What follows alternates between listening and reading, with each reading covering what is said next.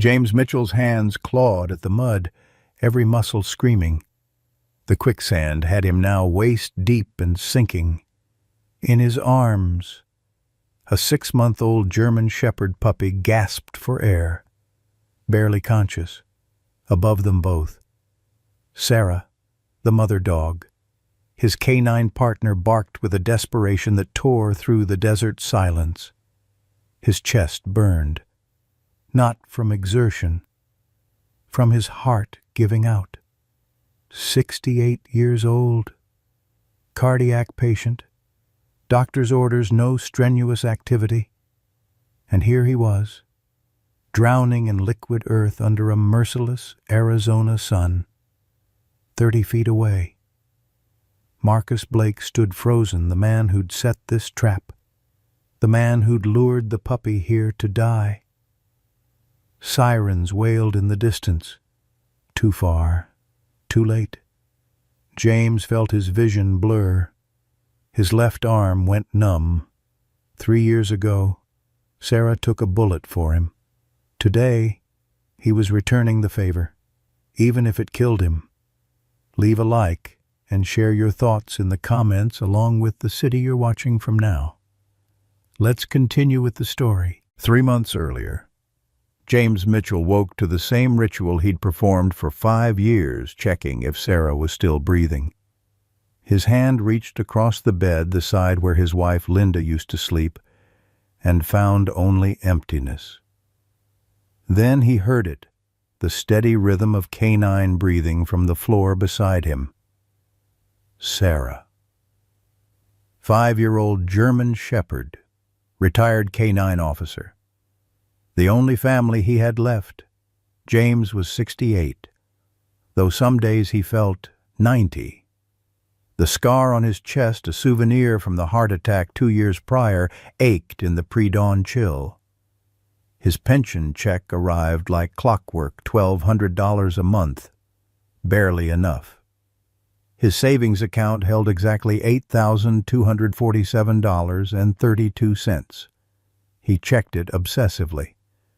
That money wasn't for living. It was for surviving the emergency fund for the heart surgery his cardiologist said was inevitable. The ranch house outside Blue Creek, Arizona, was small. 2 bedrooms, cracked tile, a roof that leaked when it rained, which wasn't often. He'd bought it after selling the family home in Phoenix, unable to bear the memories that haunted every corner. Linda's reading chair, Jennifer's childhood bedroom, the kitchen where they'd celebrated 32 years of birthdays and Christmases. Now it was just him and Sarah and Max. 3 months ago, Sarah had given birth to a litter.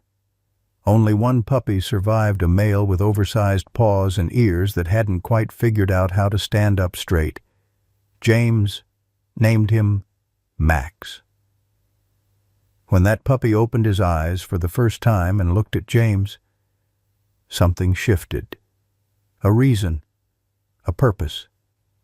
Every evening, James set 2 plates at the dinner table, one for himself, one for Sarah. He'd long stopped pretending the second plate was for a human. At least Sarah never complained about his cooking. At least she never forgot to call. His daughter Jennifer lived in New York City, 35 years old. Marketing executive. They spoke once a month, maybe. She sent money, sometimes money he never asked for and rarely spent. What he wanted wasn't cash, but he'd stopped saying that out loud. The hardest part about getting old wasn't the pain, James thought as he swallowed his heart medication with lukewarm coffee. It wasn't the way his knees protested every morning or how he couldn't read labels without glasses anymore. It was the invisibility. 70 years on this earth, and he'd finally understood it wasn't about living long. It was about living for someone. Sarah stretched beside him, then walked to the corner where Max was sleeping in his crate. She nuzzled her puppy awake with the gentleness of a mother who'd already lost too much. Max yawned, showing needle-sharp puppy teeth, and his tail began its enthusiastic morning greeting. James watched them and felt his chest tighten, not from his heart condition this time, but from something he'd thought was dead. Hope. "Come on, you two," he said, standing slowly. "Let's get some breakfast." Outside, the July sun was already climbing. It would hit 105 degrees by afternoon. Carol Jensen stood at her kitchen window, watching James work in his wood shop across the shared property line. She'd been watching him for 5 years now, not in a creepy way, she told herself, in a caring way, in a way that honored a promise made to a dying woman. She was 70 years old, widow for 12 years, and had spent most of that time perfecting the art of invisible devotion. The lemon bread cooling on her counter wasn't accidental. Linda had once mentioned that James loved lemon bread. Carol baked it every Tuesday. She picked up the loaf, wrapped it carefully, and walked the 100 yards to James's property. The morning heat was already oppressive, the kind that made the air shimmer above the cracked earth. "James," she called from outside the shop. He looked up from the table leg he was sanding, country music playing softly on an old radio. "Carol. Morning." "I baked extra," she said, holding up the bread. The same excuse she always used. "Thought you might like some." "You're too kind." He took the loaf, fingers brushing hers briefly. "Thank you." Carol gathered her courage. She'd been trying for months to say this. "James, I was thinking, maybe we could have dinner together sometime. I make a mean pot roast." "That's nice of you," he said, already turning back to his work. "Maybe sometime." The words hit like a door closing. Not rudely, just closed. Carol left. Heartbreaking in that familiar way. She'd loved this man for 2 years, and he didn't even see her. Not really. To him, she was just the nice neighbor lady who baked too much. What he didn't know, what she'd never told him, was that she'd been Linda's hospice nurse. She'd held Linda's hand during those final terrible weeks. She'd heard Linda's last words, "Please look after James. He doesn't know how to be alone." Carol had sold her house in Scottsdale and bought this property specifically to keep that promise. Every kindness, every casserole, every mowed strip of shared lawn, it was all for Linda. And maybe, if she was honest with herself, it was for the hope that someday James would see her as more than just a neighbor. By mid-morning, the temperature had climbed to 102 degrees. James was back in his shop, Sarah dozing in the shade nearby. When Max's curiosity got the better of him, the 6-month-old puppy had been exploring the yard, following interesting scents the way puppies do. He found a gap in the fence line barely wide enough for his young body to squeeze through. On the other side, something smelled delicious. Max didn't know he'd just crossed onto Marcus Blake's property. Marcus Blake was 72, a retired judge with $2 million in investments and nobody to spend it on. His ranch was larger than James's, more modern, with neat rows of almond trees and a chicken coop that produced more eggs than one old man could eat. He was checking the irrigation system when he saw the German Shepherd puppy trotting across his land. His hands clenched into fists, his vision tunneled. Suddenly he wasn't seeing Max, he was seeing Daniel. Daniel. 17 years old, riding his bike home from baseball practice, a pit bull jumping a fence, teeth sinking into flesh, blood on pavement, 3 days in intensive care, infection, sepsis, a mother who couldn't survive the grief, a father left alone with rage and nothing to do with it. 10 years. It had been 10 years since that dog killed his son. 10 years since his wife Margaret swallowed a bottle of pills because she couldn't live in a world where their baby was gone. Marcus walked into his house with mechanical precision, opened a kitchen drawer, inside yellowed newspaper clippings, coroner's report, photos of Daniel he could barely stand to look at. Margaret's suicide note in her elegant handwriting, "I can't live in a world where our baby is gone."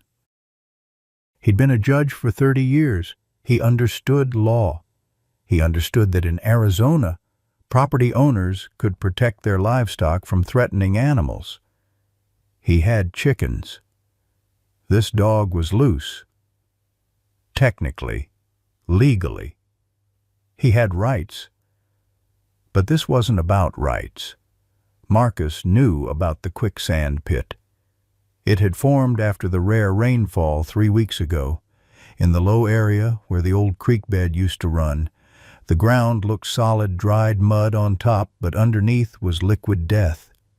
He grabbed a piece of chicken from his refrigerator, walked to the fence line, placed it strategically on the path that led toward the pit. Then he hid behind his shed to watch. He told himself, this was justice. This was protecting the community. This was making sure no other father had to bury his son.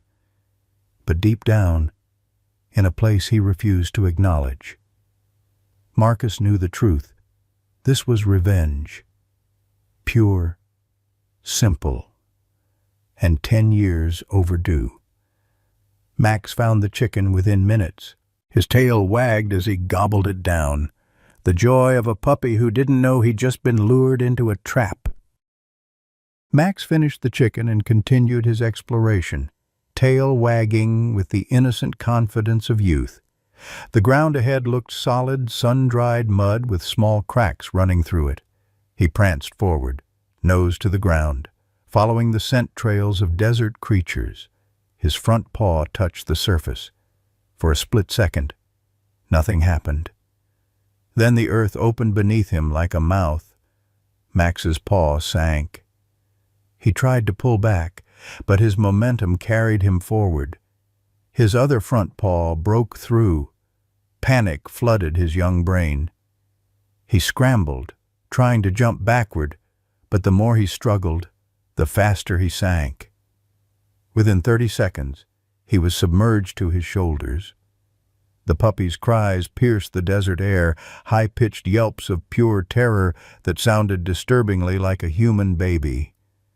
He thrashed, which only pulled him deeper. The mud was cold despite the heat, thick and relentless, squeezing his ribcage like a vice. Marcus watched from behind the shed, his heart pounding. He'd expected to feel satisfaction, vindication, justice. Instead, he felt horror. The puppy's face, eyes wide with fear, mouth open in that awful crying, looked exactly like Daniel had looked in the hospital. Terrified, helpless, begging for someone to save him. Marcus's legs wouldn't move. Pride and stubbornness formed a wall around him. This is justice for Daniel, he told himself. This is protecting other children. This is right. But his hands were shaking. A quarter mile away, Sarah jolted awake from her nap. Her head snapped up, ears forward. She'd heard something that activated every maternal instinct in her body, her puppy, crying in distress. She was on her feet and running before James even registered she'd moved. Sarah's limp, the permanent reminder of the bullet she'd taken 3 years ago, barely slowed her down. She crashed through brush, following the sound with the precision of her canine training. She knew exactly where Max was. She knew exactly what that sound meant. James heard Sarah's urgent barking and felt his stomach drop. "Sarah?" He stepped out of his workshop, scanning the yard. "Where's Max?" Sarah's bark changed, became the alert bark she used during police work, the bark that meant officer needs assistance. James grabbed his phone and ran after her, his heart already beating too fast. The doctor had said no strenuous activity, said his heart was like a frayed rope, one hard pull and it snaps. But if something had happened to Max, if Sarah was in danger, medical advice be damned. He found Sarah at the edge of a mud pit, circling frantically. And there, in the center, was Max, only his head visible above the surface. "Oh, God. Oh, Jesus, God. No." Sarah tried to approach, but the ground beneath her paws started to give way. She retreated, whining desperately, looking at James with eyes that said, "Fix this, partner, fix this now." James assessed the situation with his cop training. Quicksand, rare in Arizona but not impossible after heavy rain. The liquid mud had formed in a depression, creating a death trap disguised as solid ground. Max's cries were weaker now. His eyes were glazing. He'd stopped struggling either from exhaustion or because his instinct told him that struggle meant faster death. "Hang on, buddy," James called. "Just hang on." He spotted Marcus standing 30 feet away, frozen like a statue. "Marcus!" James shouted.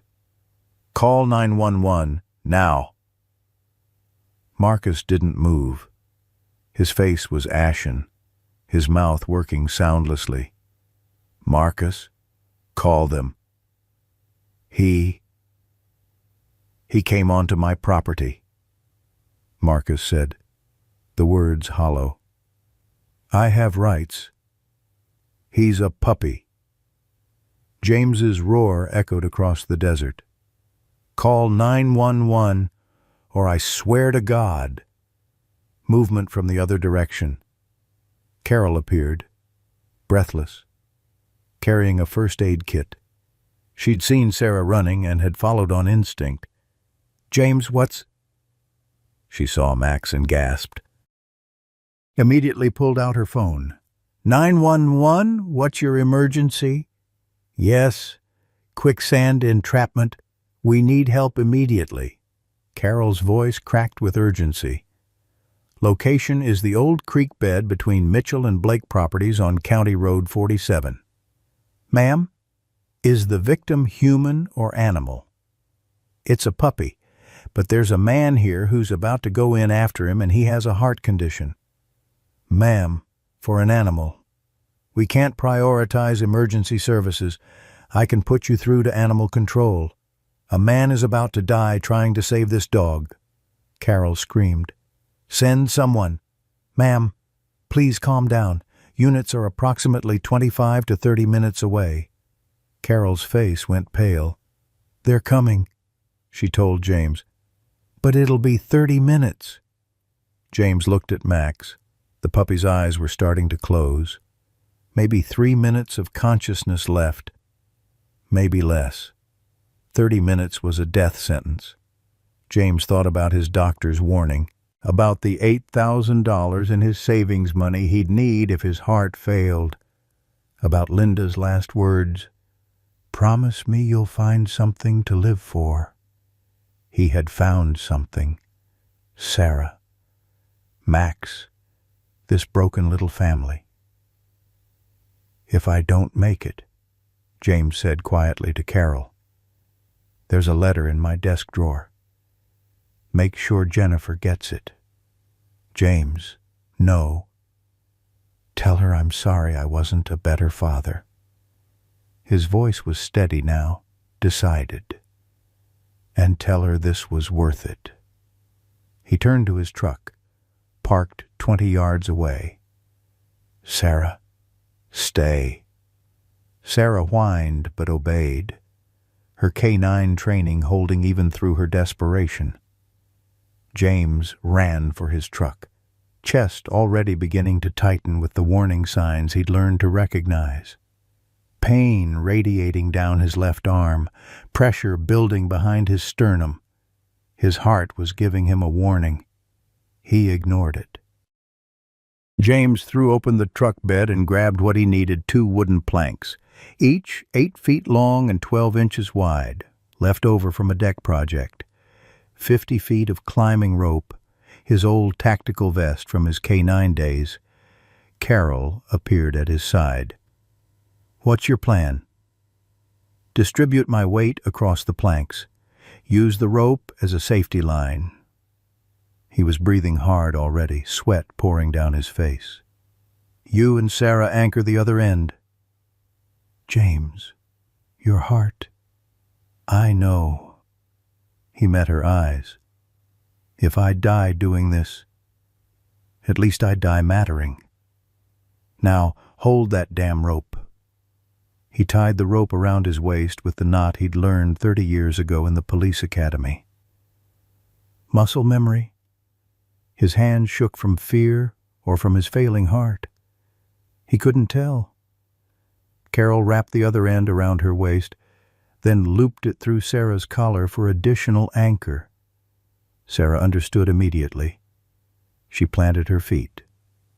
Body tense and ready. "When I say pull, you pull," James said. "Don't stop no matter what I say. Understand?" Carol nodded, tears already streaming down her face. James positioned the first plank at the edge of the solid ground, extending it toward the pit. The wood immediately began sinking at the far end, but slowly. He crawled onto it, distributing his weight on his elbows and knees. The heat radiating from the ground was intense, 115 degrees at the surface.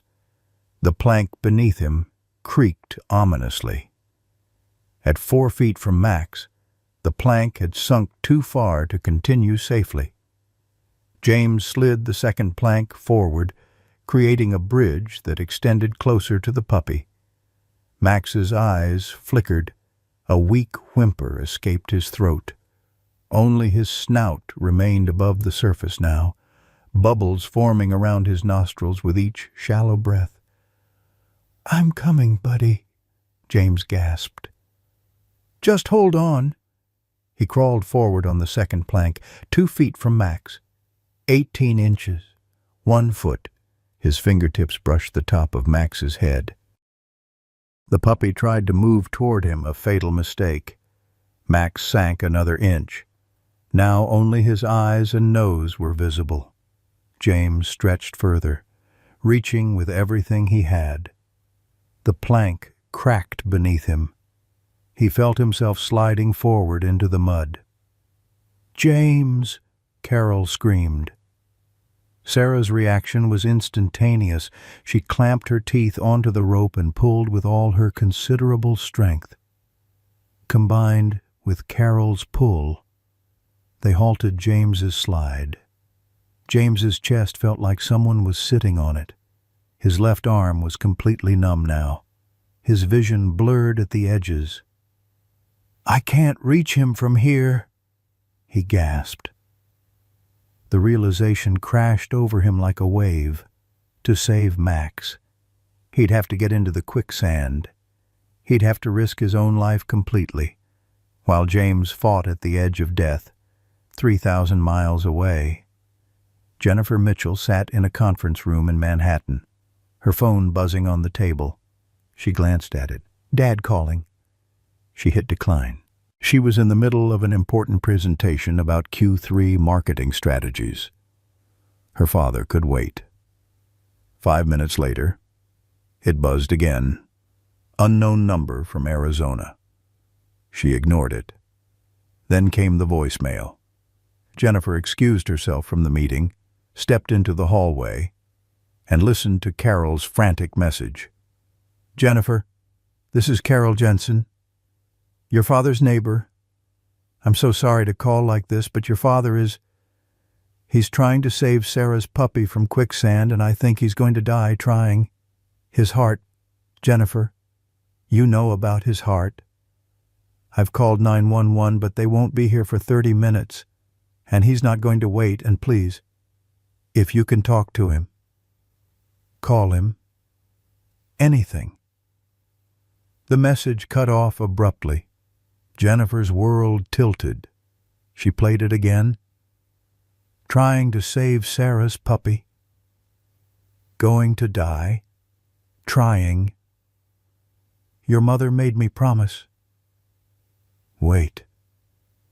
What Carol knew. Mom Jennifer ran back to the conference room. Family emergency. I have to go. She was in a taxi within 3 minutes. Phone pressed to her ear. Calling her father. No answer.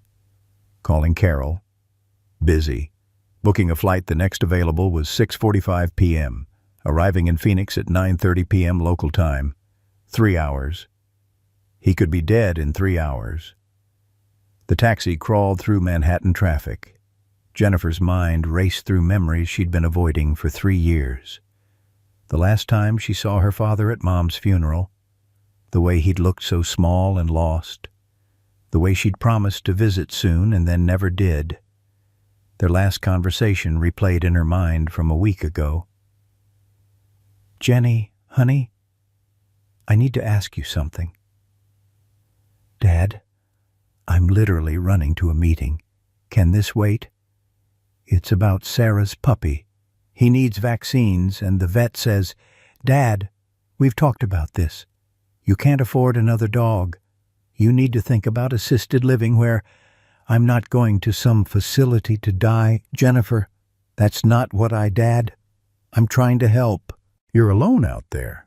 What if something happens? Something's always happening.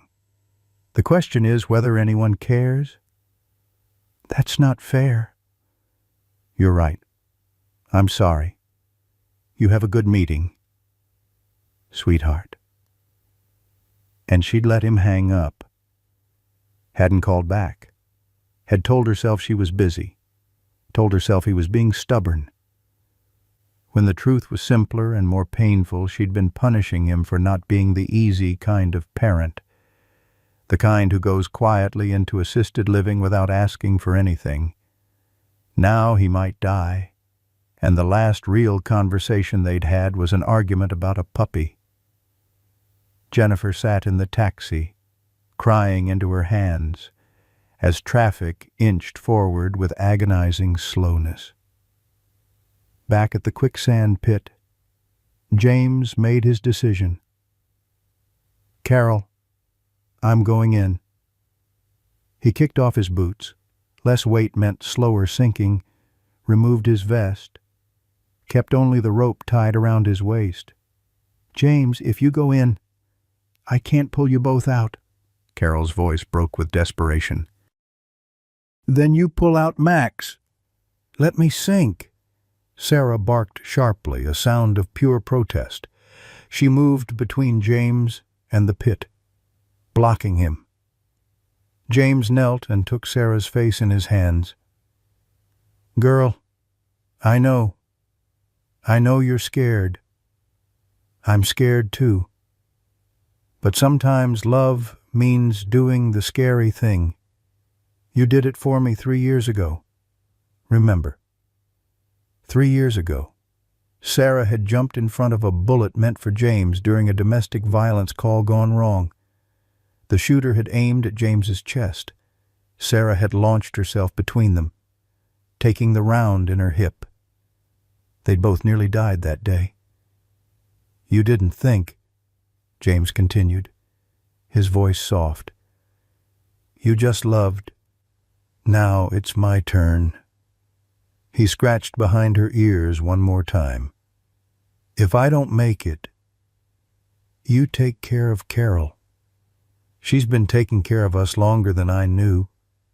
And you tell Max, when he grows up, you tell him he was worth it. Sarah licked his hand, then stepped aside. She lay down in the ready position, the K9 command that meant "I'll do my part, partner." James turned to the quicksand pit. Max's eyes were closed now. Only his nose remained above the surface. Time was gone. James stepped into the quicksand. The cold was shocking despite the desert heat. The liquid mud was underground temperature, maybe 60 degrees.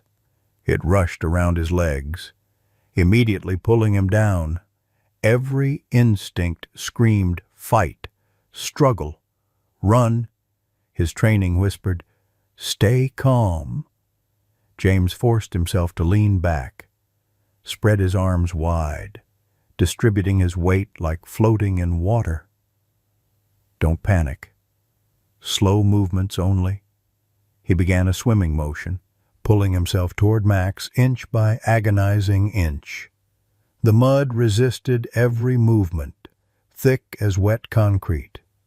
Each motion took tremendous effort. His heart hammered against his ribs too fast, too irregular. The pressure in his chest increased with each passing second. At 1 foot away, James could finally reach Max's scruff. He grabbed it, tried to lift. The mud held on with incredible force. Physics was against him. Quicksand creates a suction seal around submerged objects. It would take 1,000 pounds of force to extract Max vertically. James had only his failing strength. He changed tactics. Using his fingers, he began digging around Max's body, creating small gaps for air and liquid to flow, breaking the seal inch by inch. The physical toll was immediate. Pain exploded across James's chest, the classic crushing sensation of a heart attack. His left arm was dead weight now. His vision narrowed to a tunnel. Not yet. He begged his body. God. Not yet. Just 5 more minutes. His fingers created channels around Max's rib cage. He felt the suction beginning to release. With a desperate heave, James pulled. The seal broke with an audible sucking sound. Max's body rose 6 inches. James clutched the puppy to his chest. Max coughed weakly, spitting up mud. His chest rose and fell, shallow but present. He was breathing. But now James had sunk to mid-chest level, holding Max above the surface with both arms. He couldn't swim or move without dropping the puppy. He was stuck, sinking slowly, becoming Max's life raft. "I've got him," James shouted to Carol. "Pull us out." Carol and Sarah pulled the rope with everything they had, combined strength, maybe 200 pounds of force. James plus the quicksand suction, at least 800 pounds. The rope went taut. James didn't budge. They pulled harder. The rope began to fray. "It's not working," Carol cried. "James, you're too heavy." James looked down at Max in his arms. The puppy's eyes opened, looking up at him. A small tail wag, recognition. Max licked James's chin weakly. James smiled despite the pain consuming his chest. "Hey there, buddy. You scared us pretty good, but you're safe now. That's all that matters." He was sinking to his shoulders. He was going to drown holding this puppy above the surface. Sarah understood. She saw her partner going down. She saw her puppy safe in his arms. She made a sound, half howl, half sob, that was pure anguish. The sound of a K9 officer watching her partner sacrifice himself. Marcus had been watching everything from 30 feet away. When James entered the quicksand, something inside Marcus broke. He saw himself in James, both old men with bad hearts, both shaped by loss. But James was here, fighting, choosing love over safety. Marcus had spent 10 years killing every dog he could reach, thinking it would bring Daniel back, thinking it would ease the pain. But watching this man sacrifice himself for a puppy, Marcus finally understood. Daniel didn't die because of a dog. Daniel died because Marcus wasn't there. Marcus had been 800 miles away in a San Francisco hotel, preparing closing arguments for a case he couldn't even remember now. He'd chosen work over family. He'd told himself he was providing for them, but when it mattered, when his son was bleeding on pavement, Marcus had been absent. And here was James, willing to die right here, right now, because he couldn't live with himself if he didn't try. "I wasn't there," Marcus whispered to himself. "But this time, I can be." He moved toward the pit. "Stay back!" Carol screamed. "You've done enough." "Mitchell," Marcus called. "Hold on." James's head turned slowly, confusion on his pale face. "Marcus, I'm going to get you out. Both of you." Marcus ran to his property. Carol and Sarah watched, uncertain. Was he leaving? Getting a weapon? He returned 3 minutes later, carrying an aluminum extension ladder, a come-along winch, metal stakes, and heavy-duty rope rated for 1,000 pounds. "What are you doing?" Carol demanded. "I have a plan." Marcus was panting, an old man pushing himself past his limits. "But I need your help." His engineering degree from 40 years ago came back. He drove stakes into solid ground 15 feet back from the pit, attached the winch to the stakes, connected the winch to James's rope. The mechanical advantage would multiply their pulling force by 4, but even that might not be enough. "We need more pull," Marcus said. "I'm going in." "You'll kill yourself," Carol protested. "You're 72 years old. So is he." Marcus gestured at James. "And unlike me, he deserves to live." Marcus laid the aluminum ladder across the surface, creating a bridge from solid ground to 3 feet from James. "When I get close," Marcus called out, "I'm going to dig around your torso, break the suction seal, then Carol winches. I push, and we get you out." "Why are you helping?" James's voice was barely audible. Marcus began crawling on the ladder. "Because I'm the reason you're in there. And because 10 years ago, when my son was dying, I was too far away to hold him. But right now I can do something. I can try." The ladder sank slightly, but held. Marcus inched forward, his own heart pounding irregularly in his chest. He had atrial fibrillation, an irregular heartbeat that made moments like this particularly dangerous. He reached James and extended his arm, beginning to dig the mud away from James's torso, just like James had done for Max, creating channels for the liquid to flow. They were face to face now, 2 old men in the mud, both dying slowly. "You could have let me die," James whispered. "Covered up what you did." "I thought about it," Marcus admitted, tears mixing with mud on his face. "For about 5 seconds. Then I realized if I let you die to cover my guilt, I'd become the monster I accused dogs of being. Your son wouldn't want this, wouldn't want me to be this person." Marcus's hands worked frantically. "It took watching you nearly die to remind me who I used to be." The suction was breaking. James rose 8 inches. "Carol, winch now." Carol activated the come-along mechanism, The ratcheting sound was loud in the desert silence. The rope went taut. James began moving inch by painful inch toward solid ground. Sarah joined in, clamping her teeth on James's collar, pulling with every ounce of her considerable canine strength. Her lip curled back with effort, a small growl of determination rumbling in her chest. The combined force winch plus Sarah, plus Marcus, pushing, finally overcame the quicksand's hold. James slid forward onto the ladder. 1 foot, 2 feet, 3 feet.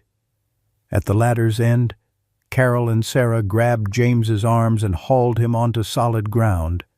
James collapsed, still clutching Max to his chest. On solid ground. James couldn't move. Every muscle in his body had given everything it had. His chest felt like someone had reached inside and was squeezing his heart with a fist.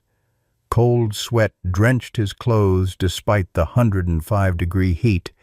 His lips were turning blue. Carol's nursing instincts took over immediately. She checked his pulse at the wrist, thready, irregular, barely there. Then the carotid weak but present. "Possible MI," she said, voice shaking. "James, stay with me. Focus on my voice." Max lay motionless in James's arms, covered in mud, not breathing. 2 patients, 1 person. Both might die. Carol made the choice. She turned to Max and began small animal CPR. She cleared the mud from his mouth and nose with her fingers, then gave 2 small rescue breaths directly into his tiny snout. Then chest compressions, 1 finger. Rapid rhythm. 120 per minute. 30 seconds. No response. Sarah paced frantically around her puppy, whining desperately. She looked at James, then at Max, torn between 2 loves. 60 seconds. Still nothing. Carol's training told her the statistics after 2 minutes without response. Survival drops to 5%. 90 seconds. "Come on, baby," Carol sobbed while continuing compressions. "Come on, your mama's waiting. Your daddy saved you. Now you fight." 2 minutes. Medically. It was too long. Carol's hands slowed, knowing she should stop. "I'm sorry, Sarah. I'm so sorry."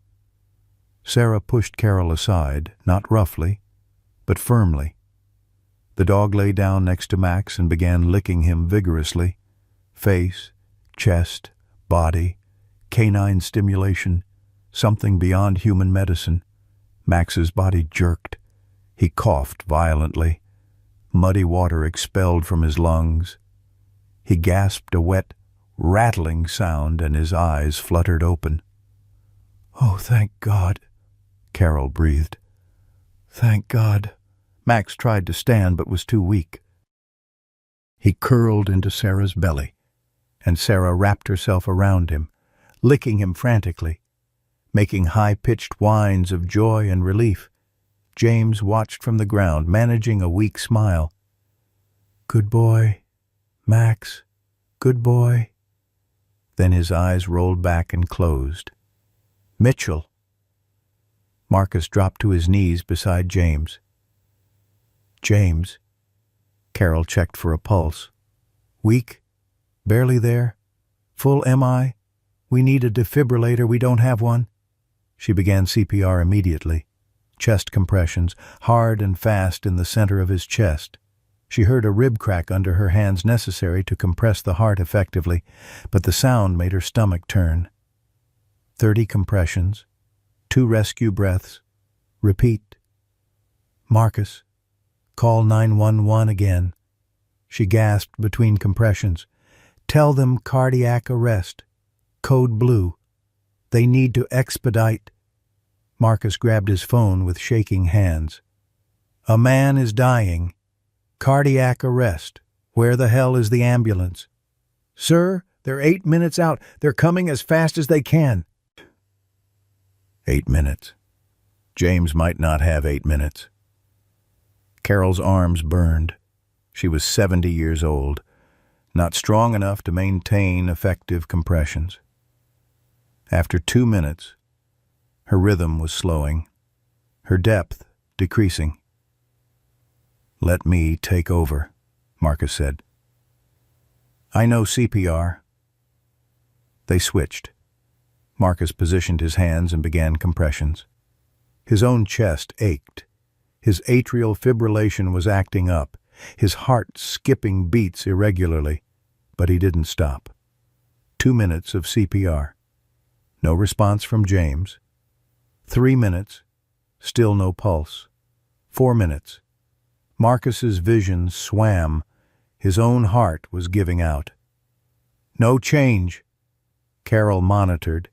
"Keep going." Sarah left Max's side and moved to James.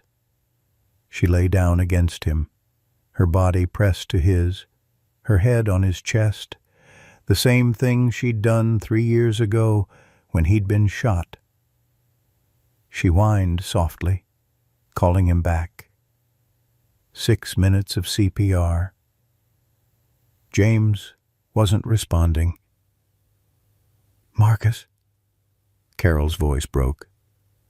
"We might need to stop. He's been down too long." "Brain damage." "No." Marcus refused, compressions becoming more desperate. "He didn't give up on Max. I won't give up on him. Come on." Mitchell fight. Suddenly James gasped. His body jerked. His eyes opened, unfocused and confused. "We have pulse."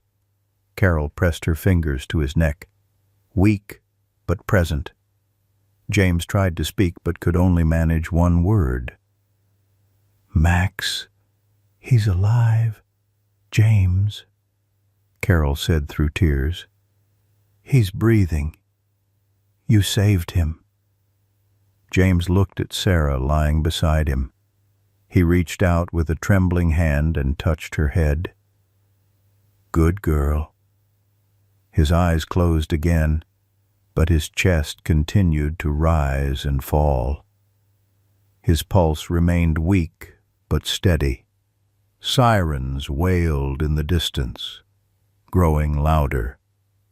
2 ambulances arrived at 1:12 p.m. Carol had specified on the 911 call that they needed both human and veterinary emergency services. The human paramedics swarmed James immediately. "Acute MI? CPR performed? Patient has pulse but unstable?" They loaded him onto a stretcher, started an IV, placed an oxygen mask. The cardiac monitor showed ventricular tachycardia, a dangerous, unstable rhythm. "Administering amiodarone," one paramedic called out. The veterinary team assessed Max. "Hypothermia, aspiration, but breathing independently. We need to transport for treatment." They wrapped Max in heated blankets and placed a small oxygen mask over his snout. Sarah jumped into the vet ambulance before anyone could stop her. She positioned herself next to Max's carrier and refused to move. "Ma'am, we can't allow," the vet tech began. "She's a retired K-9 officer." Carol interrupted. "She stays with her pup." The vet looked at Sarah's determined stance and nodded. "All right. She can come." Carol was torn. She wanted to go with James, but she also needed to make sure Sarah and Max were cared for. Marcus stepped forward. "Go with Mitchell. I'll follow the vet ambulance." Carol stared at him in shock. "You'll help them?" Marcus looked at Sarah, at the trust in the dog's eyes despite everything he'd done. "I'm the reason they're in this mess. The least I can do is make sure they're cared for." He paused. "Besides," That dog showed me more grace in 5 minutes than I've shown anyone in 10 years. The ambulances split. James and Carol headed to Regional Hospital. 25 minutes away, Max, Sarah, and Marcus went to the emergency vet clinic 15 minutes away in the human ambulance. The paramedic worked frantically. BP dropping, 80/50. Administering epinephrine. He looked at Carol. Is he on any medications? Metoprolol. 50 milligrams daily for his heart. He had a previous MI 2 years ago. Carol held James's hand. James, stay with me. Jennifer's coming. Your daughter's flying in right now. You're going to see her. You're going to meet grandchildren someday. Just hold on. James drifted in and out of consciousness, mumbling words that barely made sense. Max, Sarah, Linda. Carol leaned close, tears streaming down her face. I promised Linda I'd take care of you. 5 years ago, when she died in my arms at the hospice. Watch over him, she said. He doesn't know how to be alone. So I bought the house next door. I've been watching over you all this time because I loved her, and because... Her voice broke. Because I love you, James. I know you can't hear me, but I love you. James's fingers squeezed hers weakly, just once. But it was acknowledgement. In the vet ambulance, Marcus sat across from Sarah and Max. The puppy was breathing steadily now, eyes closed, wrapped in warming blankets. Sarah lay protectively beside the carrier, never taking her eyes off her baby. Marcus watched them in silence. He thought about Daniel's dog, Buddy, a golden retriever they'd gotten when Daniel was 8. After Daniel died, Buddy had spent 3 days lying outside Daniel's bedroom door, waiting for him to come home. Margaret couldn't stand looking at the dog. The grief was too much. They'd given Buddy to Margaret's sister in California. Marcus had never asked what happened to Buddy after Margaret died. He'd told himself it didn't matter. Dogs were just animals. But sitting here now, watching Sarah's devotion to Max, watching the pure love between mother and child, Marcus understood what he'd lost. Buddy had been grieving too. Buddy had lost his boy just like Marcus had. And Marcus had abandoned him. Marcus reached out slowly and touched Sarah's head. She didn't pull away. She accepted the touch. I'm sorry, Marcus whispered. For everything, your boy is going to be okay. I'll make sure of it. Sarah's eyes met his. There was no hatred there, no anger, just exhaustion and hope. Dogs don't hold grudges, Marcus realized. They forgive instantly if you show genuine remorse. They're better than humans that way. At Regional Hospital, James was rushed into emergency surgery. Dr. Sarah Brennan, the cardiologist on call, met Carol in the hallway. Mrs. Mitchell, I'm not his wife, I'm his neighbor, but I'm his emergency contact. Dr. Brennan nodded. He has a complete blockage of the LAD artery, the widowmaker. We need to do emergency catheterization and place a stent immediately. Do we have consent? Do what you need to do. Save him. I need you to understand the risks. His heart has sustained significant damage. Even if we successfully place the stent, his ejection fraction is critically low, maybe 20 to 25% heart function. What does that mean? It means even if he survives, his quality of life will be severely limited. He'll need constant care. He won't be able to live independently. Carol's voice was firm. Then he'll live with me. Ma'am, full-time cardiac care is expensive and exhausting. Most families opt for skilled nursing facilities. He's not going to die alone in some facility, Carol interrupted. I made a promise to his wife. He'll live with me, and I'll take care of him, whatever it takes. Dr. Brennan studied her for a moment, then nodded. All right, we'll do everything we can. The surgery will take 2 to 3 hours. There's a waiting room on the second floor. As Dr. Brennan walked away, Carol sank into a chair, suddenly feeling every one of her 70 years. She pulled out her phone to call Jennifer, then realized she didn't have Jennifer's number.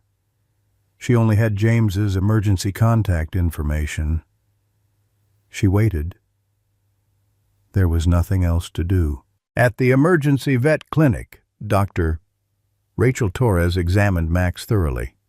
The puppy was alert now, but lethargic, his small body fighting multiple complications from his ordeal. Severe hypothermia. His core temperature was 94 degrees. Normal for dogs is 101 to 102.5. Dr. Torres reviewed the thermometer reading. He also has aspiration pneumonia from inhaling mud and water. We need x-rays and blood work. Marcus stood in the examination room, his hands clasped behind his back like he was in a courtroom. Sarah sat at his feet, never taking her eyes off Max. The x-rays showed fluid in Max's lungs. The blood work revealed elevated liver enzymes, evidence of oxygen deprivation. Dr. Torres conducted a neurological exam, checking Max's reflexes and responses. He's responsive but weak. He needs to be hospitalized for at least 48 to 72 hours. IV fluids, antibiotics, oxygen support, and monitoring. And she turned to Marcus, who'd listed himself as the contact. The cost will be approximately $3,500 to $4,500. Marcus pulled out his credit card without hesitation. Whatever he needs, best care available. Dr. Torres took the card but looked at him with confusion. Are you the owner? No. Marcus's voice was quiet. I'm the reason he almost died. Dr. Torres's hand froze halfway to the card reader. What? Marcus told her everything. The deliberate luring, the knowledge of the quicksand, his desire for revenge against an innocent puppy because of what a different dog had done 10 years ago. He told the truth without softening it, without making excuses. Dr. Torres's face hardened. You deliberately tried to kill a puppy. She set his credit card down. I should call the police right now. You should, Marcus agreed. I deserve it. Sarah, who had been lying quietly in the corner, stood up. She walked to Marcus and sat beside him, leaning her weight against his leg. Dr. Torres stared at the dog in disbelief. She's forgiving you. I don't understand it either, Marcus said, looking down at Sarah. I tried to kill her baby. She should hate me. He met Dr. Torres's eyes. Call the police if you want. I won't fight it. But first, please make sure this puppy gets everything he needs. And I need to check on the man who saved him. Dr. Torres studied Marcus for a long moment. She saw genuine remorse in his face. saw the way Sarah trusted him despite everything. Finally, she picked up his credit card and ran it through the reader. "I'm not calling the police," she said, "but you're going to tell the puppy's owner everything, and you're going to face whatever consequences come from that. Understood? I will. I promise." Max was placed in an oxygen kennel, a clear chamber that allowed them to monitor him while providing heated, oxygen-enriched air. IV fluids dripped into his small leg. Antibiotics flowed through the line. Sarah refused to leave. She lay on the floor outside the kennel, her nose pressed against the clear plastic, watching every breath her puppy took. She didn't sleep, didn't eat, just watched. Marcus sat beside her in a plastic chair. He brought her water. She ignored it. He offered food from the clinic's supply. She wouldn't touch it.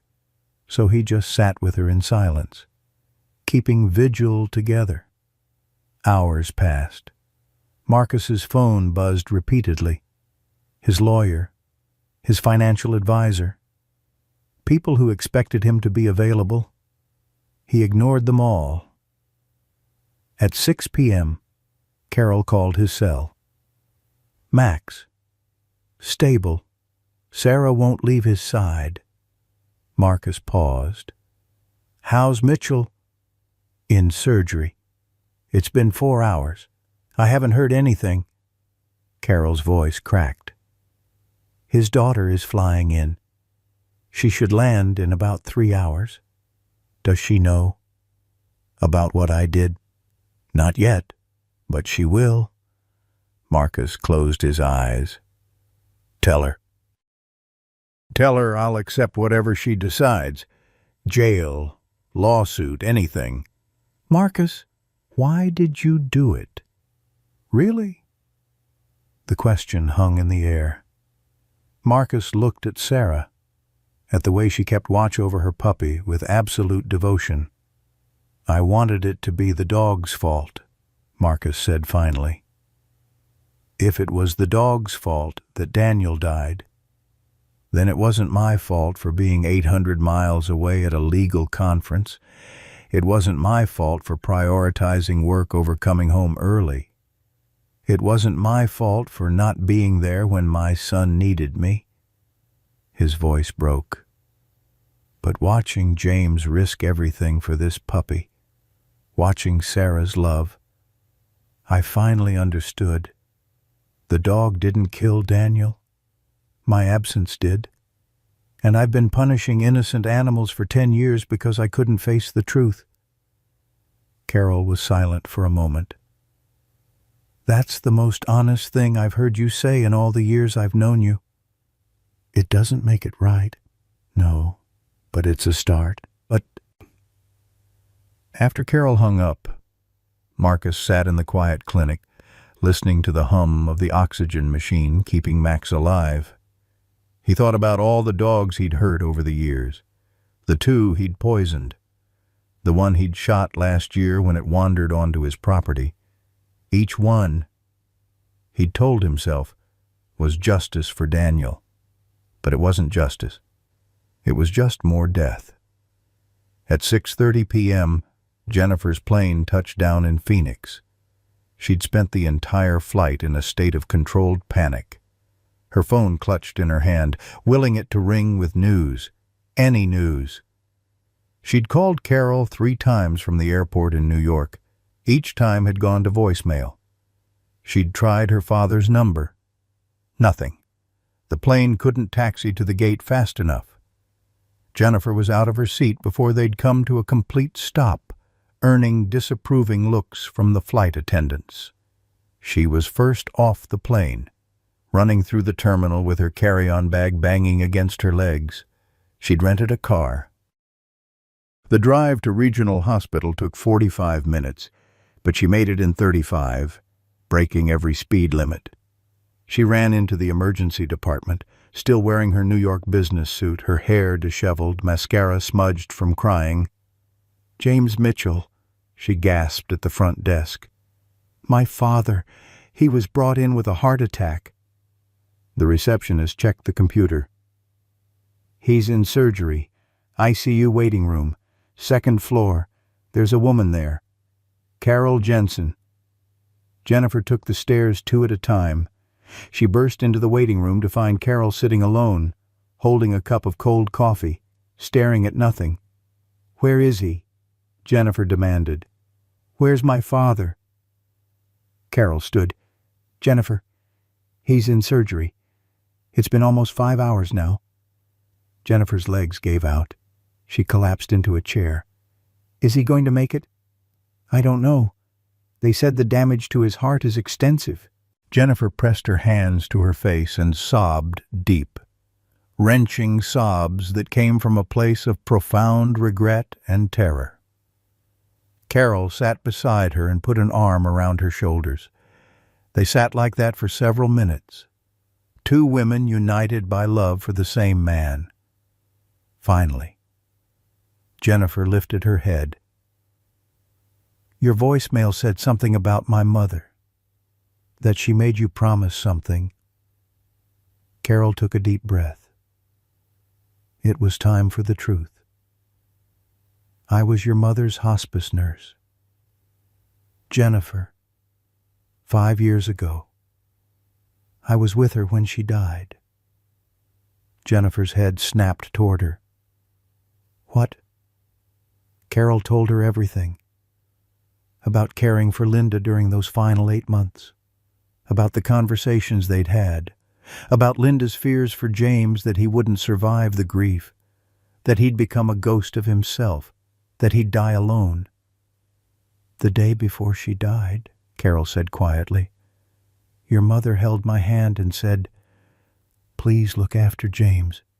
He doesn't know how to be alone.' She made me promise."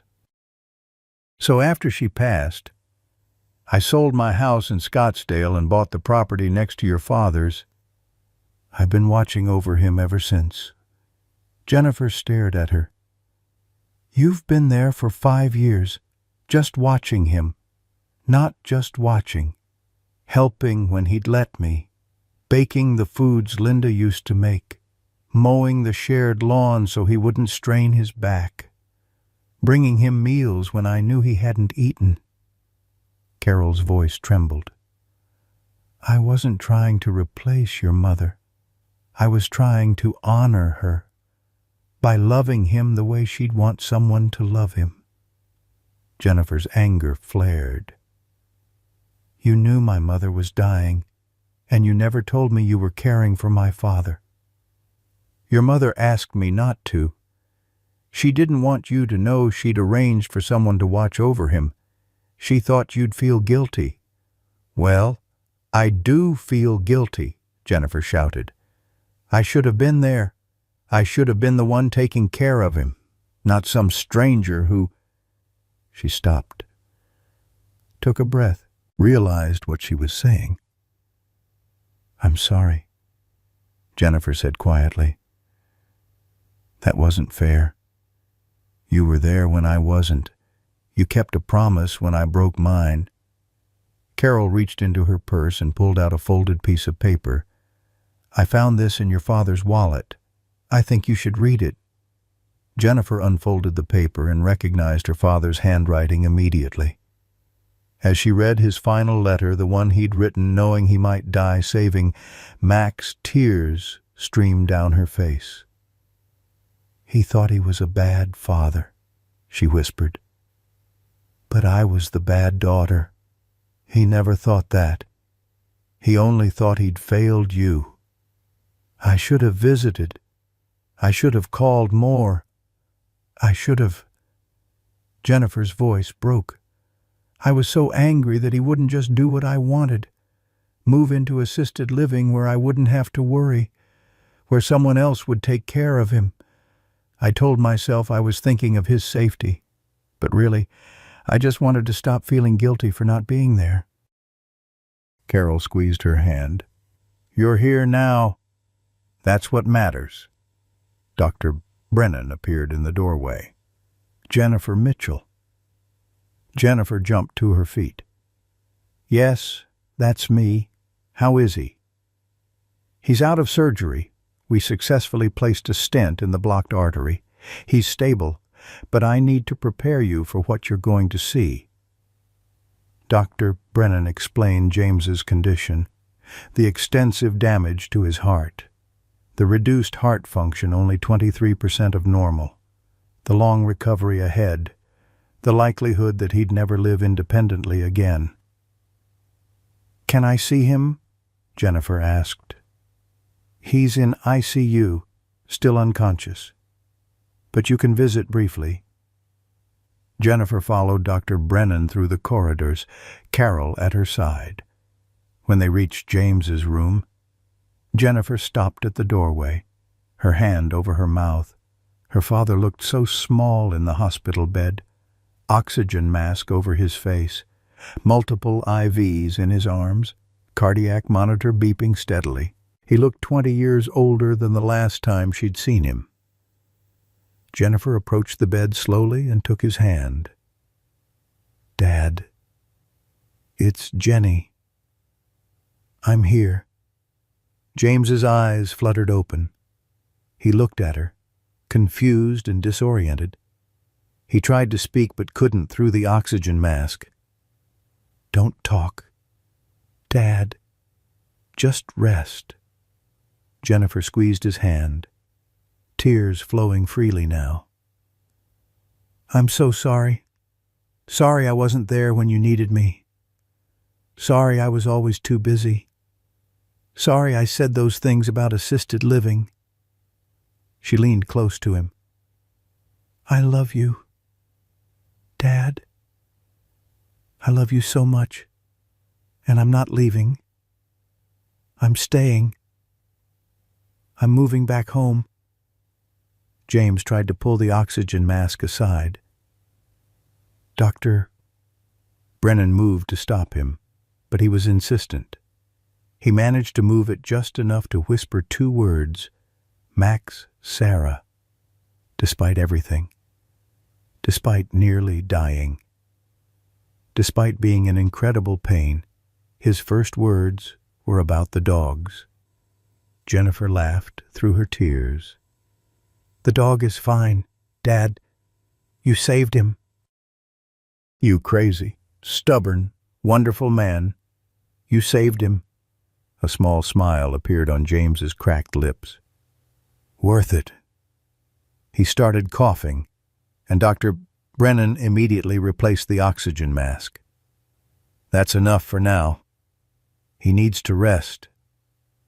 As Jennifer and Carol left the room, Jennifer turned to Carol. "Thank you for keeping your promise to Mom.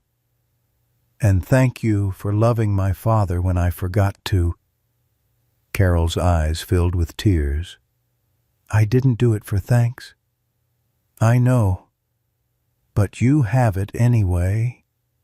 Jennifer paused. "Mom would approve, you know, of you loving him. She'd want him to be happy." Carol looked startled. I don't..." "It's okay," Jennifer said gently. "I can see it. The way you look at him. Mom would want him to have that again, to have someone who cares." The 2 women stood together in the hospital corridor, united by their love for the same difficult, stubborn, heroic man lying in the ICU. Jennifer and Carol drove to the emergency vet clinic together. Jennifer needed to see the puppy that had nearly cost her father his life. She needed to understand what had made him willing to die. They arrived at 6:45 p.m. The clinic was quiet, the fluorescent lights harsh after the fading desert sunset. The receptionist directed them to ICU Kennel 3. The scene they found stopped Jennifer in her tracks. An elderly man, tall, gaunt, with silver hair, sat on the floor beside a clear oxygen chamber. Inside the chamber, a small German shepherd puppy slept, his sides rising and falling steadily. Outside the chamber, a larger German shepherd lay with her nose pressed against the plastic, maintaining an unblinking vigil. The man had his hand resting near the mother dog, not quite touching her, as if asking permission to be close. "Mr. Blake." Carol's voice was soft. Marcus looked up, and Jennifer saw exhaustion and guilt carved into every line of his weathered face. "You must be Jennifer," Marcus said, rising slowly to his feet. "Your father talked about you."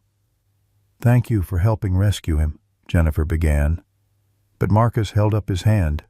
"No, don't thank me." He took a deep breath, the kind people take before confessing something terrible.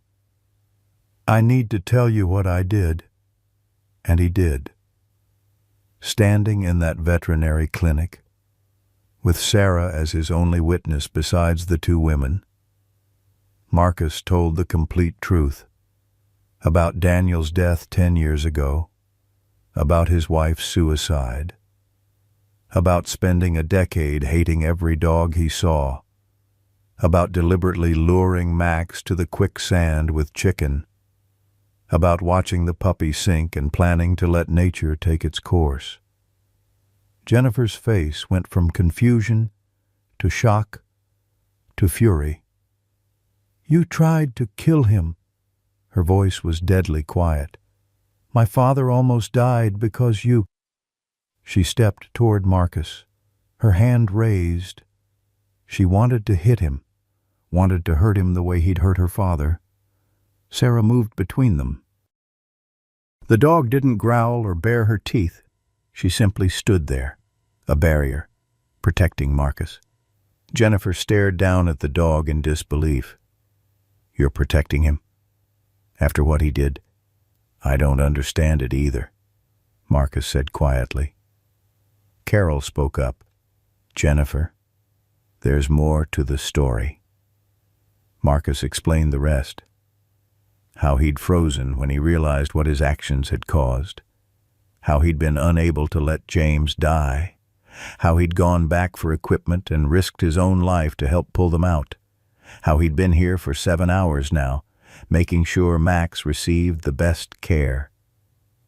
"That doesn't make it okay," Jennifer said, but her voice had lost some of its fury. "You still tried to kill an innocent puppy because you couldn't deal with your own grief." "You're absolutely right." Marcus nodded. "I'm not asking for forgiveness. I don't deserve it. I just wanted you to know the truth. And I wanted to make sure Max was cared for." Dr. Torres joined them in the hallway. "Mr. Blake has agreed to cover all of Max's medical expenses. The total will likely exceed $4,000. "We don't want your money," Jennifer said sharply. "It's not about what you want," Marcus replied. "It's about what I owe. I created this situation. I'll pay for the consequences." Carol pulled Jennifer aside, away from Marcus. "Jennifer, we need to talk about your father's situation, about finances." She explained the reality. James's Medicare would cover 80% of his hospital costs, but his share would still be $18,000 to $25,000. His total savings were $8,000. Beyond the immediate hospital bill, he'd need home care, physical therapy, medications, specialized equipment, $3,000 to $4,000 per month, minimum. Jennifer felt the weight of reality crushing down on her. "I'll pay it. I'll figure it out." "You said you're quitting your job to move back. How will you afford it?" "I have savings. I'll take a job here." "I'll make it work. Jennifer, I have $85,000 in savings from selling my house in Scottsdale. Let me help." "I can't ask you to do that." "You're not asking. I'm offering." "Marcus, who'd been standing close enough to overhear, stepped forward. "I have $2 million in investments. Money I've been sitting on for 10 years. Too guilty to enjoy anything. Too consumed by grief to live." He looked directly at Jennifer. "Let me pay the medical bills, all of them, for your father and for Max." "Why?" Jennifer's voice was hard. "So you can feel better about yourself." "No. Because your father risked his life to fix my mistake. Because he showed me what love actually looks like, not the twisted version I'd been clinging to, but real love that chooses sacrifice over safety." Marcus's voice cracked. "If I don't do something meaningful with my money, it's just paper in an account. But this is a chance to actually save someone instead of destroying them." Jennifer was torn. Pride told her to refuse, to make this man suffer the way her father had suffered. But reality told her she couldn't afford to refuse. Her father's life depended on care she couldn't provide alone.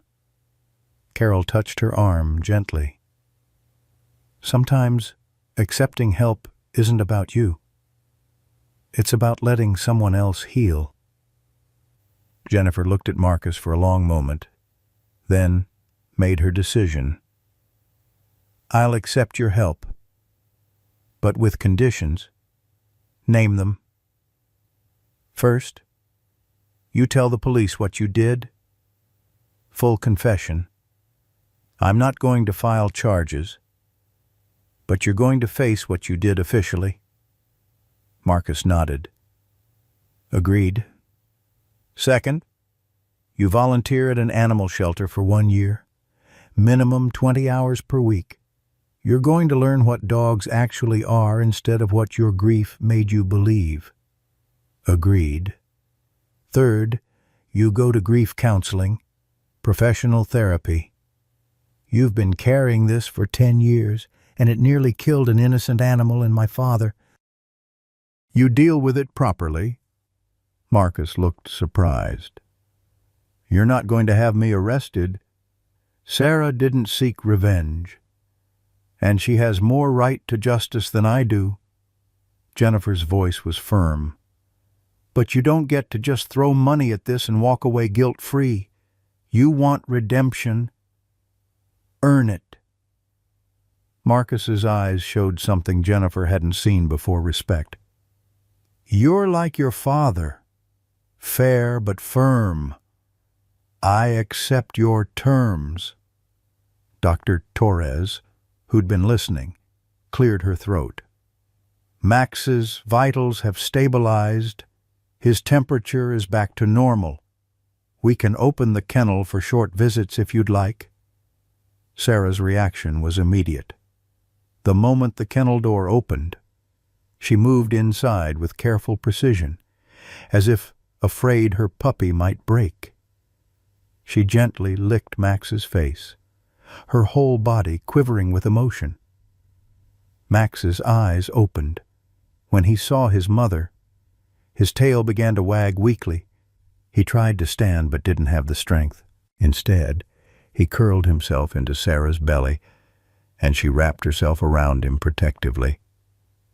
Everyone watching Jennifer, Carol, Marcus, Dr. Torres fell silent. There was something sacred about the moment. Pure love, uncomplicated by human baggage. "That's why Dad did it," Jennifer whispered. "That love right there." Carol nodded. "Your father once told me, Sarah taught me that family isn't just blood. It's who shows up when you're in trouble." Marcus stared at the reunion, and something inside him finally broke completely. 10 years of carefully constructed walls, of justified anger, of righteous grief, all of it crumbled. He sat heavily on the floor and started crying, not quiet tears, but deep, wrenching sobs that seemed to come from his core. Sarah noticed. She left Max momentarily and walked to Marcus. She sat beside him and rested her head on his knee. "Why?" Marcus gasped through his tears. "Why don't you hate me?" Carol answered for the dog. "Because dogs don't hold grudges. They forgive instantly if you show genuine remorse. They're better than humans that way." Marcus petted Sarah's head with a shaking hand. It was the first time he'd touched a dog with affection in 10 years. He remembered Buddy, Daniel's golden retriever. Remembered how they'd abandoned him after Daniel died because the grief was too much. "Daniel loved dogs," Marcus said softly. "He would have hated what I became, would have been ashamed of his father." Jennifer watched this and felt her anger shifting into something more complex. She saw Marcus's genuine transformation, saw Sarah's impossible grace, realized this was what her father had seen, this capacity for change, for forgiveness, for second chances. Her phone rang. Carol's number. Jennifer answered. "He's awake," Carol said from the hospital. "Really awake, asking for Sarah." Jennifer looked at the dog. "Dad wants to see Sarah." Dr. Torres hesitated. "Max can't be moved yet. He needs another 24 hours of monitoring at minimum. Can Sarah visit Dad at the hospital?" "Hospitals don't allow pets except registered therapy dogs." Marcus stood up, suddenly animated. "Sarah is a registered therapy dog. Canine officers have therapy certifications for PTSD victim visits. It's part of their standard training." "The certification would have to be current," Dr. Torres said. "James kept all her papers." Carol chimed in. "In his emergency folder at home. Medical records, certifications, everything." Marcus pulled out his keys. "Give me your address." "I'll get them." 20 minutes later, Marcus returned with a folder containing Sarah's documentation. But he'd brought something else, too. Photographs from James's refrigerator. He spread them on the counter. James and Sarah on duty together, both in uniform, Sarah receiving her K-9 Medal of Valor after saving an officer's life. Sarah in the animal hospital after being shot, James holding her paw. Max as a tiny puppy, James smiling wider than he had in years. "These were on his fridge," Marcus said quietly. "He's so proud of her, the way I used to be proud of Daniel." Jennifer looked at the photos and saw her father's life laid out, a life she'd been absent from. A life where a dog had given him purpose when his own daughter had been too busy to call. She made a decision. "I'm quitting my job. Tomorrow. I'm moving back to Arizona. Dad can't live alone anymore. And I've been alone in a city of 8 million people. It's time to come home." Carol's eyes filled with tears. "Jennifer, you've carried this burden for 5 years. Carol, you've honored Mom's promise. Now let me help. Let's take care of him together." The two women embraced, and Marcus witnessed something he'd lost 10 years ago, family being restored, love conquering distance and regret. "I lost my family 10 years ago," Marcus said quietly. "I've been alone ever since, telling myself I deserved it. But watching you three," he looked at Sarah, "maybe there's a way back. If this dog can forgive me, maybe someday I can forgive myself." Dr. Torres checked Sarah's paperwork and nodded. "Everything's in order. Sarah can visit the hospital, but only 30 minutes. and she needs to be on a leash. They made a plan. Jennifer and Carol would take Sarah to visit James. Marcus would stay with Max. When Sarah returned, Marcus would continue his vigil through the night. As they prepared to leave, Marcus knelt beside Sarah. "Go see your partner, girl. Tell him he's got people who care now. Tell him he's not alone anymore." Sarah seemed to understand. She licked Marcus's hand once, then followed Jennifer and Carol out of the clinic. Marcus sat back down beside Max's kennel and watched the puppy sleep. For the first time in 10 years, he didn't feel consumed by hate. He felt something else. Hope. The ICU nurses initially resisted when Jennifer and Carol arrived with Sarah at 8:30 p.m. "We can't allow a dog in the ICU," the head nurse said firmly. "Hospital policy." Jennifer pulled out Sarah's Canine Therapy certification and Medal of Valor citation. "She's registered. My father is a former Canine officer. She's his partner. And she's certified for PTSD and trauma patient visits." The head nurse, a woman in her 50s named Patricia, studied the paperwork carefully. She read Sarah's citation for extraordinary valor in the protection of her handler, taking enemy fire and sustaining life-threatening injuries while preventing the death of Officer James Mitchell. She looked at Sarah, then at the two women, then back at the papers. 20 minutes, Patricia said. "She stays leashed, and if she causes any disruption, she leaves immediately." "Thank you," Jennifer breathed. As they walked down the corridor toward James's room, Sarah's entire demeanor changed. Her K9 training reasserted itself. She walked in perfect heel position beside Jennifer. No pulling, no distraction. Focused and professional. Jennifer knocked softly on the door, then entered. James was semi-conscious. The oxygen mask still covering his nose and mouth. Monitors beeped steadily. IV bags dripped clear fluids into his veins. He looked fragile in a way Jennifer had never seen before, her strong father reduced to this frail old man. Sarah approached the bed with careful precision. She put her paws up on the bed rail gently and whined softly. James's eyes opened. When he saw Sarah, recognition flooded his face. His hand lifted weakly from the bed.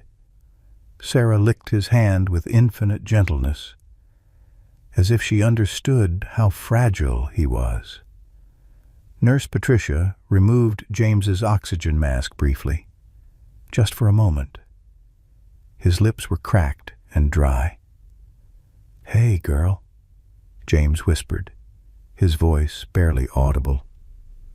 "You okay?" Sarah's tail wagged slowly. She licked his hand again, and Jennifer saw tears forming in her father's eyes. "Max," James managed to say, looking past Sarah to Jennifer. Jennifer moved to his bedside, taking his other hand. "He's going to be fine. Dad, you saved him. You crazy, stubborn, wonderful man. You saved him." James tried to smile under the oxygen mask that Patricia had replaced. "Worth it." He started coughing, his whole body convulsing with the effort. Patricia immediately checked his monitors and adjusted his medication. "That's enough excitement," Patricia said gently but firmly. "He needs to rest." Jennifer squeezed her father's hand. "I'm not going anywhere. Dad, I'm staying right here in Arizona. I'm moving back home." James's eyes widened. He tried to speak but couldn't through the oxygen mask and the coughing. His eyes asked the question his mouth couldn't. "What about your job?" "Your life in New York." "It doesn't matter," Jennifer said, reading his expression. "None of it matters without you. I'm coming home." James reached up and touched her face with a trembling hand. Then he gestured to Carol, who stood near the doorway. Carol approached hesitantly. "I should give you two some privacy." "Carol, wait." James's voice was muffled through the mask, but insistent. Carol came to the bedside. James looked at her with an intensity that made her nervous. "Thank you," he whispered. "For Linda. For the promise." Carol froze. "You know, lemon bread," James said. His eyes were sharp despite his weakness. "Linda's recipe. You knew my medications. The way you knew which days I needed help most." He paused to catch his breath. "You were her nurse." Carol's composure crumbled. "She made me promise to watch over you, said you didn't know how to be alone, so I bought the house next door. I've been trying to keep that promise for 5 years." "I know," James said. His hand reached for hers. "Thank you." Jennifer watched this exchange and understood something profound. Her mother had loved her father so much that even in death, she'd made arrangements for his care. And Carol had loved them both enough to honor that promise for 5 years without asking for anything in return. "Mom would be grateful," Jennifer said to Carol. "I'm grateful." Sarah suddenly tensed and whined. She was staring at James's cardiac monitor, where his heart rate had begun to spike. The steady beeping became rapid and irregular. Nurse Patricia rushed in. "Ventricular tachycardia. He's destabilizing. I need you all to leave. Now." Jennifer didn't want to move, but Carol pulled her toward the door. Sarah resisted, trying to stay with her partner. But Jennifer gently tugged the leash. As they exited, a team of doctors and nurses flooded into the room. Through the closing door, Jennifer heard, "Starting amiodarone. Prepare for possible cardioversion." Jennifer stood in the hallway, paralyzed with fear. She'd just gotten him back. She couldn't lose him now. Carol held her while she cried. Sarah pressed against Jennifer's legs, trying to comfort her the way she'd been trained to comfort victims and witnesses during her K-9 days. 20 minutes later, the longest 20 minutes of Jennifer's life, Dr. Brennan emerged. "He's stable. We got his rhythm under control. But he can't have any more excitement tonight. His heart needs rest." "Can I see him?" Jennifer asked. "Tomorrow morning. He's sedated now." Dr.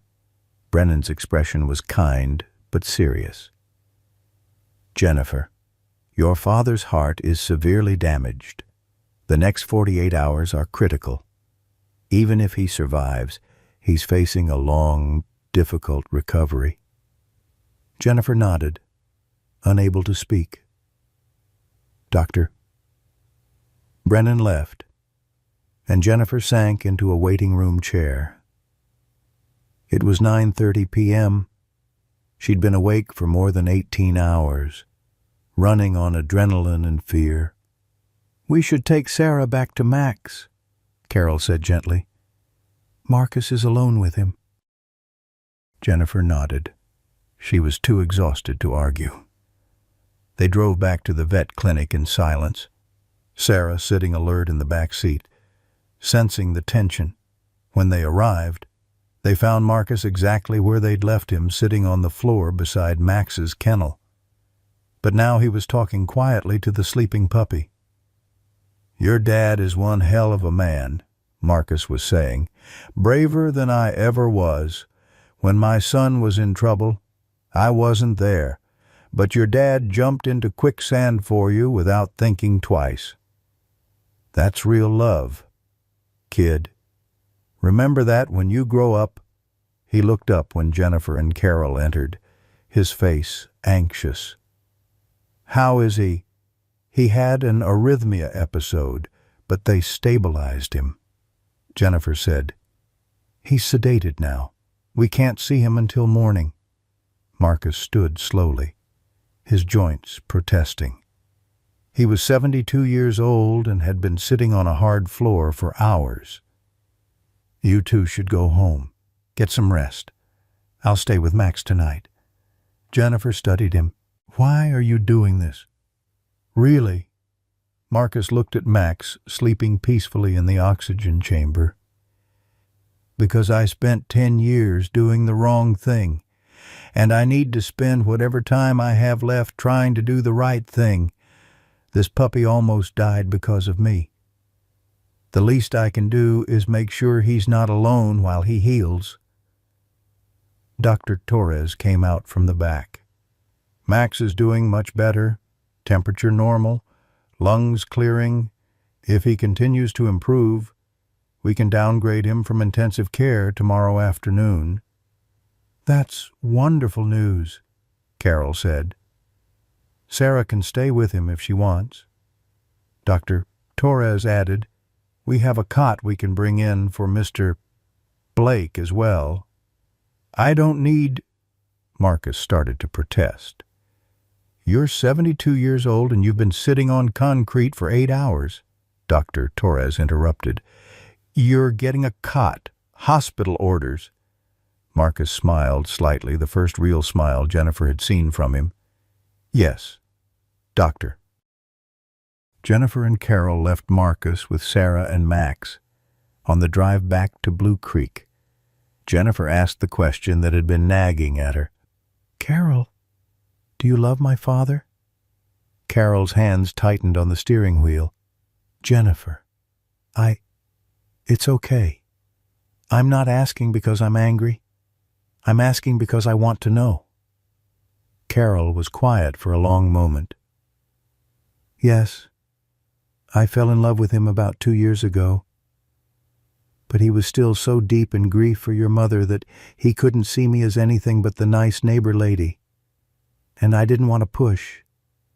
Your mother asked me to take care of him, not to replace her." "You're not replacing her," Jennifer said. "You're honoring her.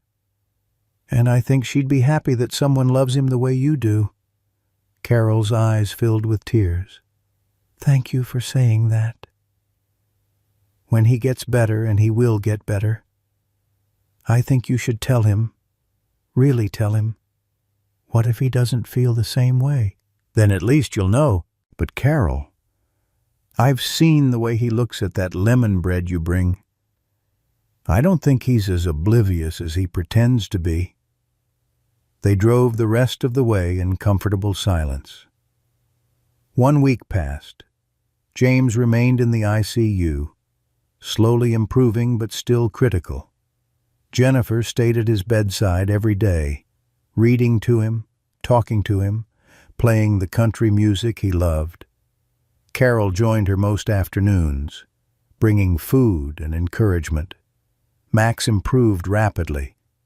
After 3 days, he was moved from intensive care to a regular recovery kennel.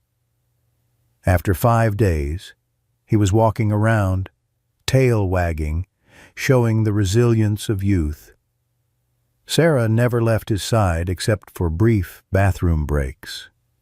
Marcus kept his vigil.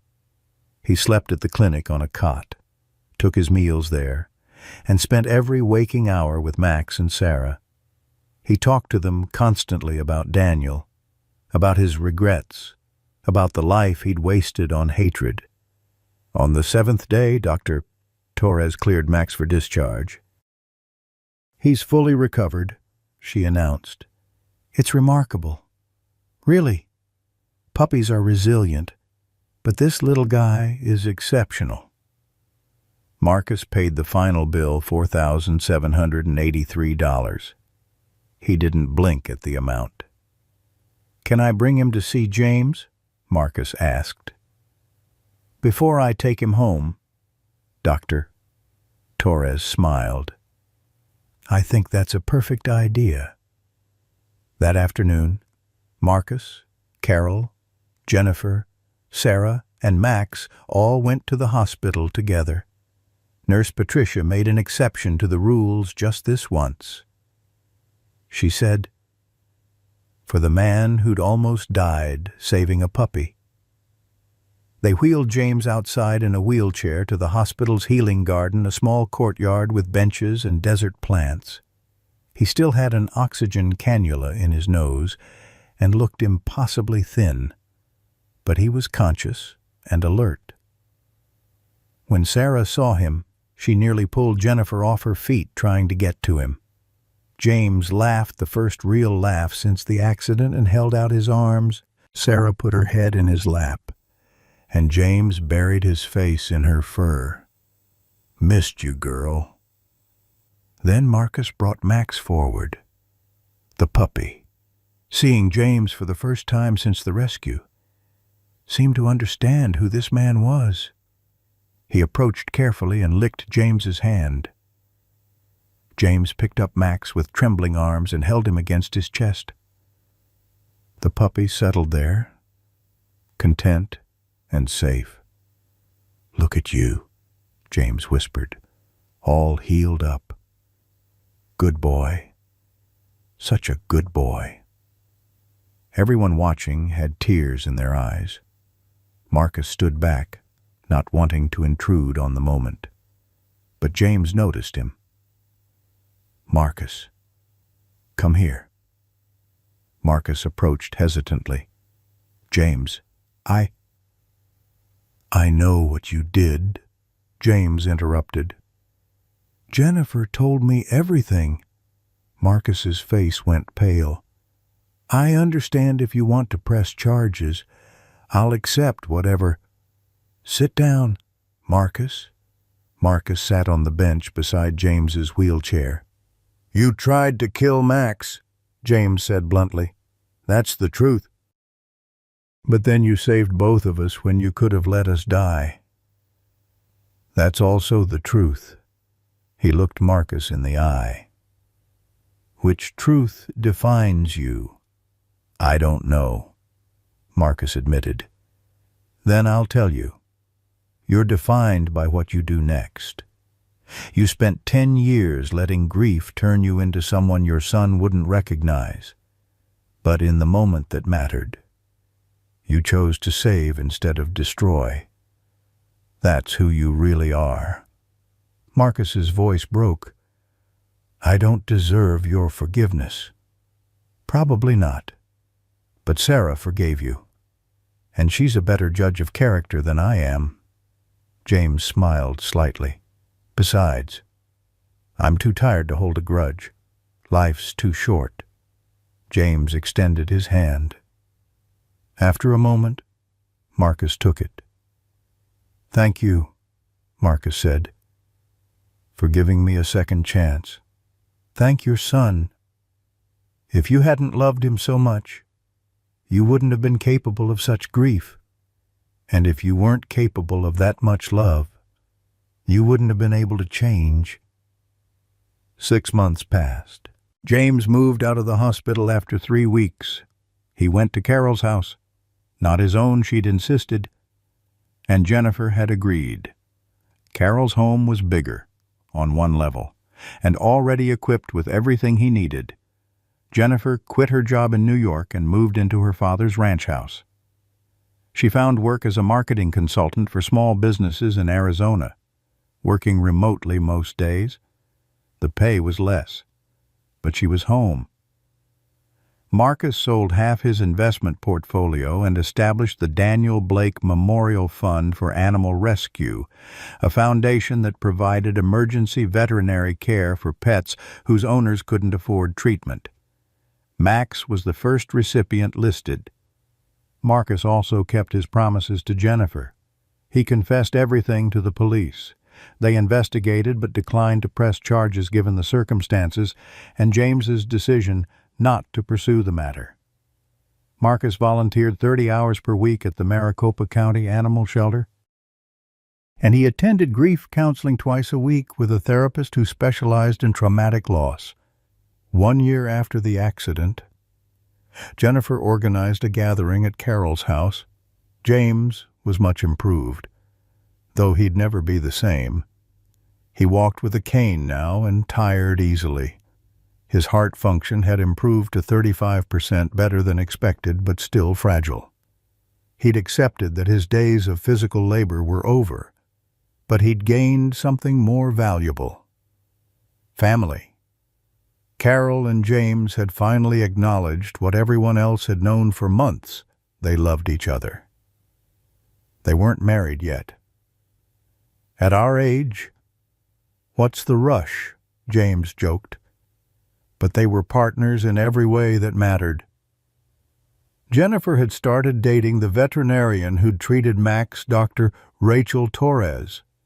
They'd bonded over their shared experience of that terrible day, and their relationship had grown from there.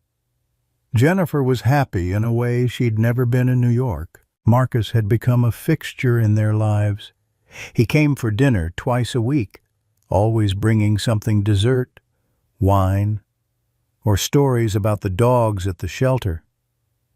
He'd adopted a senior German shepherd named Duke, who'd been at the shelter for 2 years. Duke and Sarah had become fast friends. Max had grown into a healthy, strong 1-year-old dog. He still had the boundless energy of youth, but was better trained now. James worked with him every day, teaching him the commands Sarah knew, preparing him to potentially become a therapy dog himself. The gathering was officially a birthday party for Max, but everyone knew it was really a celebration of survival for all of them. They sat in Carol's backyard as the Arizona sun set, painting the desert sky in shades of orange and pink. James sat in a comfortable chair, Sarah at his feet, Max playing with Duke in the grass. Marcus stood up, glass in hand. "I'd like to propose a toast," everyone quieted. Everyone. A year ago, I was a bitter old man who'd spent a decade blaming innocent animals for my own failures as a father. Marcus's voice was steady but emotional. I tried to kill Max because I couldn't face the truth about myself. But then I watched James risk everything to save him. I watched Sarah forgive me when I deserved hatred. I watched Carol and Jennifer choose compassion over revenge. He looked at each of them in turn. "You gave me something I thought I'd lost forever, a reason to live that wasn't just counting down days until I joined my family. You gave me a second chance, and I promise I'll spend whatever time I have left honoring that gift." He raised his glass. To second chances, to forgiveness, to family, the ones we're born with and the ones we choose. To family, everyone echoed, glasses clinking. Max barked, as if adding his agreement, and everyone laughed. Later, as the stars came out, Jennifer sat beside her father. "Are you happy, Dad?" she asked. James looked around at the scene. Carol laughing at something Marcus said, Sarah and Duke playing gently with Max, Dr. Rachel telling a story about a rescue at the clinic, his daughter beside him. Finally home. "Yeah, sweetheart, I am. For the first time in a long time. I really am. I'm sorry it took me so long to come home. You're here now. That's what matters." He squeezed her hand. "Besides, if you'd been here all along, maybe I wouldn't have needed Max and Sarah to remind me what really matters." "What's that?" "That love isn't about how much time you have left. It's about what you do with the time you're given." He smiled at her. I almost forgot that. Almost let myself die of loneliness while I was still breathing. But a 6-month-old puppy reminded me life's too precious to waste on being alone. Jennifer rested her head on his shoulder, careful not to jostle him too much. I love you, Dad. I love you too, sweetheart. In the grass, Max tired himself out and went to James, climbing into his lap despite being far too big. James laughed and made room for him. Sarah came over and rested her head on James's knee. Carol sat on the armrest of his chair, her hand on his shoulder. Marcus watched this and felt something he hadn't felt in 10 years' peace. Not the peace of forgetting his son. He'd never forget Daniel.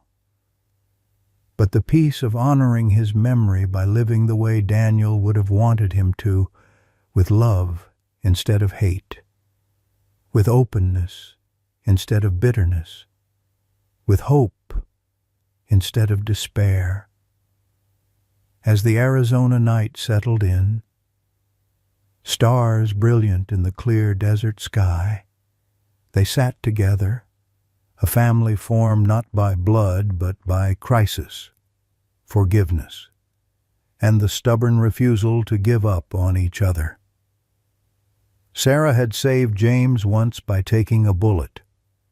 James had saved Max by risking his heart. Marcus had saved them both by facing his demons, and Jennifer had saved her father by finally coming home.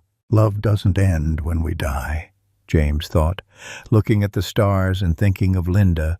It transforms.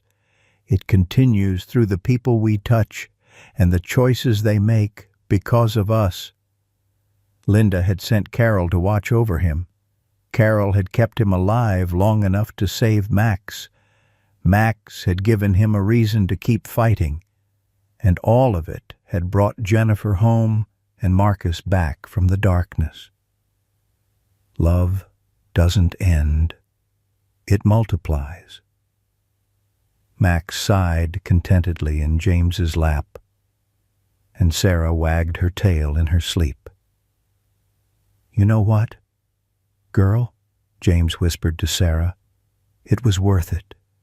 Every single moment, every bit of pain. It was all worth it for this. And under the vast Arizona sky, surrounded by family, both human and canine, James Mitchell finally understood what Linda had tried to tell him 5 years ago. Life isn't about how long you live. It's about who you love and who loves you back. And by that measure, he was the richest man alive. Sometimes the hardest prison isn't made of bars, it's made of silence, the kind that fills your home when the phone doesn't ring, when your kids are too busy to visit, when you set one plate at the table instead of two. James Mitchell knew that prison well. After his wife died, he told himself he was fine. He had his pension, his little ranch, his routines. But fine isn't the same as alive. It took a 6-month-old puppy drowning in quicksand to remind him what living actually means, that love isn't about how much time you have left. It's about what you do with it. That family isn't always blood. Sometimes it's the neighbor who's been quietly caring for you, the daughter who finally comes home, even the stranger who becomes a friend through forgiveness. We spend so much time preparing to die comfortably that we forget to live courageously. James almost died saving that puppy. But in doing so, he saved himself from something worse, dying alone while still breathing. What would you risk everything for? When was the last time you chose love over safety? Share your story below. We'd love to hear it.